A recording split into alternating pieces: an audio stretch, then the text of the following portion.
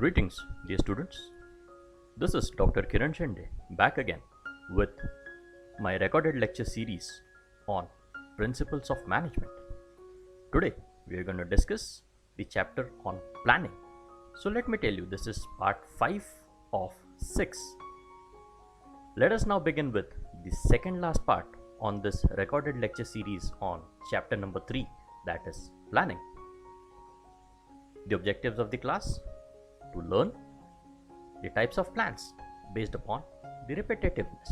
So that is what we are going to understand. We are going to understand something called as standing plans and something called as single use plans, which we'll discuss in the next session. So standing plans we're going to discuss in this class, and single use plans we are going to discuss in the next and the concluding part. Let us now take a quick review of what did we do in the previous classes. We have learnt about planning. We have learnt about the characteristics, nature and importance of the same. We have understood some advantages and disadvantages of the planning process. We all have also understood various steps which was involved in the planning process.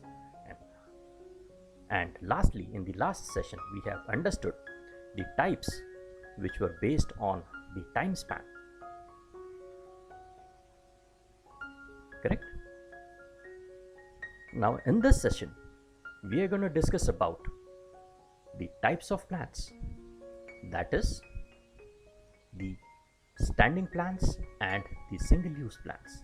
So before we get on to the objectives of the class, like in the previous session, we have understood about something called as short-term plans, which are there for a shorter period of time, less than a year. And we have also understood about the long-term plans, which are more than a year till 5 years or more than that. Both are important for a successful organization. Talking about a little ahead, we are going to discuss in today's class something called as part A of plans based on standing plans or repetitive plans.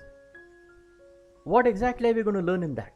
We are going to learn about objectives, policies, procedures, methods and rules, which are types of standing or repetitive plans. Let us now break it down into segments and understand the first type of standing plan. Those are objectives. What exactly are objectives? These are end towards which an enterprise activity is aimed. So every enterprise for that matter works on some or the other objective for a success in the near future. These are those towards which all functions of management are directed. So be it staffing, be it organizing, be it planning, be it controlling, be it directing, all the functions of management are directed towards this single function of objective. Without an objective, you cannot execute any of these managerial functions. The objectives should be well defined and predetermined. Also, it has to be realistic, which means they should be within the reach of the organization. So let us understand it part wise. So objectives should always be well defined and predefined. So that means it should have the clarity and understanding. So if a third party also reads about your objectives, he or she should understand those objectives clearly.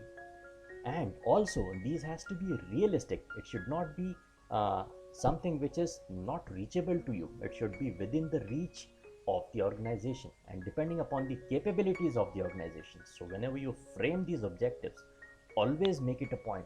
You make these objectives clear to understand and make it as realistic as possible so that it can be achieved very clearly. Some examples of objectives are, let us say if I have a restaurant and if I have to earn maximum revenue for my restaurant at the end of this year, so that becomes my objective. So if I am an owner of a restaurant, I plan 1 year for me, and in this 1 year time I should be earning a stipulated amount of money as my revenue, as my profits. So that becomes my objective. Moving a little ahead, The second type is policies.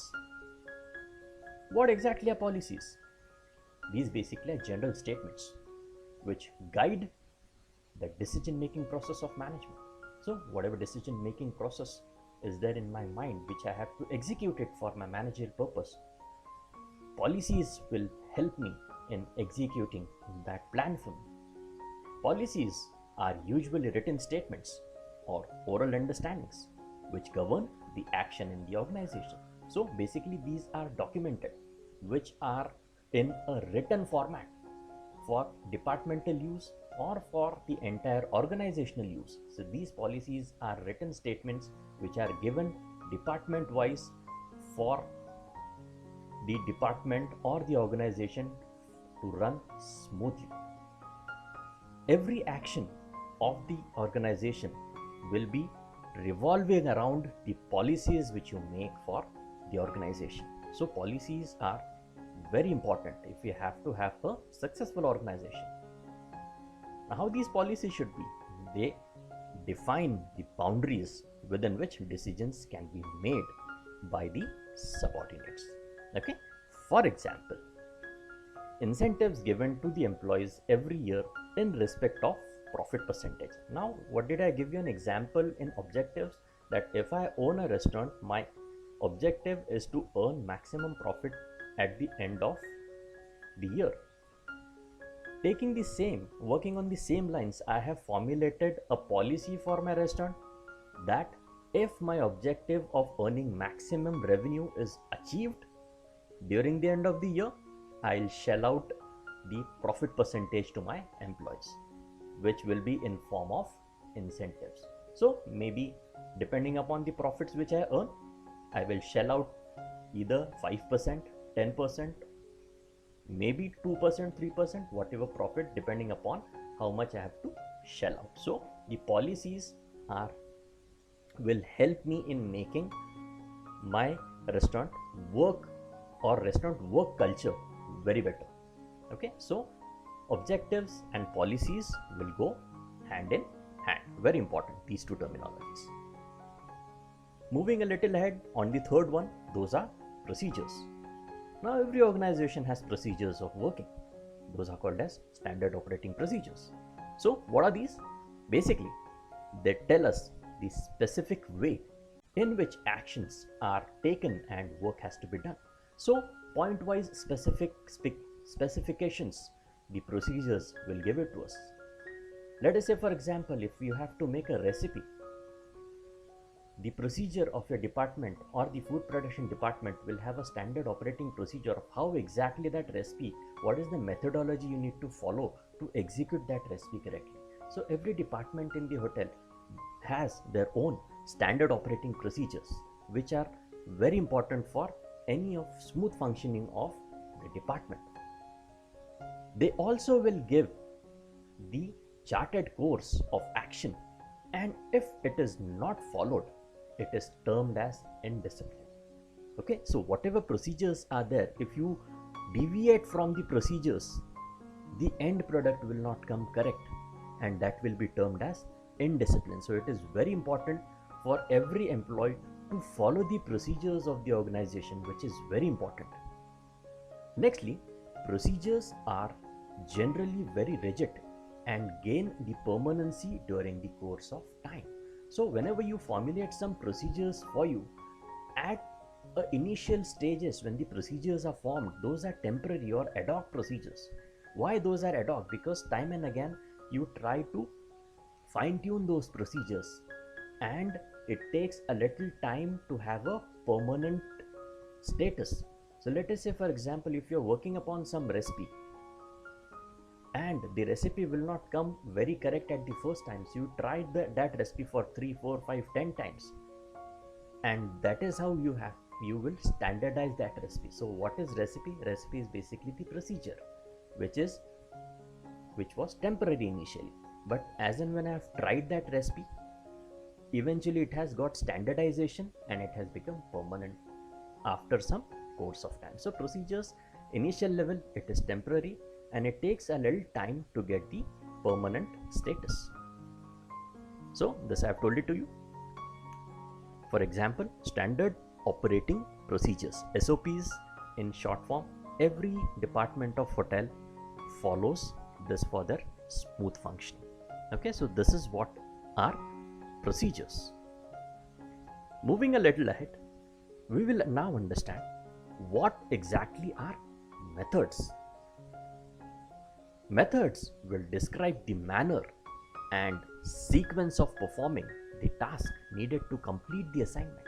So, method will give you the stages, the pointers, right from point number 1, 2, 3, 4, 5, 6, depending upon the task which needs to be performed. So, if you deviate from the method, the end product will deviate, will not come appropriate as per the standards of the organization. The methods will tell the way a particular step is to be performed in each procedure. Okay, so method will tell me what exactly is the technique I need to apply to make a specific product. It will tell me how exactly I have to do that. If you take an example of a bread here or bread making, the method will tell me what is the technique of kneading the dough and for how much time I need to knead the dough, so that my end product, my bread, will come as per the requirement. So for example, to produce a bread loaf, a particular making method must always be used. So like I've told it to you, department has SOPs, standard operating procedures, further bifurcated to methods of making, how exactly I have to execute my production. So that is nothing but my standing plan. So if I have to make an appropriate bread loaf, I need to follow the exact recipe of making. Also, I need to follow the exact steps or the methods which are made. If I deviate from any one step, my end product will not come appropriate. Okay, so those basically are methods, which is very important for any organization. Nextly, we are going to learn and understand about few rules. What exactly are rules? Rules are specific statements of what may or may not be done. So for every organization, you are abided by some or the other rules. There are rules for right from walking in to the organization till exiting the organization. So there are rules for anything and everything whenever you work in the organization. This is the way of informing the organization members exactly what the boundaries of an acceptable behavior are. So they rightly will tell you the do's and don'ts whenever you are present in the organization. So whenever you are working in the hotel also, department wise also, there are few rules which are jotted down on paper, what exactly you need to follow. Okay, say for example, there are rules in food production section, that is wash, rinse, sanitize, segregate. So these are few rules on which the production department works. You cannot take the ingredients directly, cut it up and make it into a preparation. No, there are rules for it. So you take these vegetables, you segregate them, you wash them, rinse them, sanitize them, and store them accordingly. So these are basically the rules of working. On the other hand, rules can also be the disciplinary measures, like consumption of tobacco products is banned in the premises, ragging is prohibited in the college. These are few rules on which your college or your hotel works. So basically specific written statements of things to be done and things not to be done. So those basically are rules. Let us now take a quick review of what we have understood in this session. So we have understood about repetitive plans or standing plans. We have learnt about how objectives has to be framed and how these are implemented in an organization. On the other hand, we have also learnt about policies. So objective is earn profit policy is shell out the profit percentage. We all have learnt about standard operating procedures which are there in every department of the hotel. We all have also learnt about various rules which are there in every department, every organization. Rules are basically the written statements of do's and don'ts. We all have also learnt about the methodologies or methods which are followed for a successful working in the hotels or working in any of the organization. So hence we have come down to the end of the session. Hope you have understood part A. What do you mean by standing plans? These are few references which were referred for making these video. Hope you have liked this video and understood the core concept of standing plans.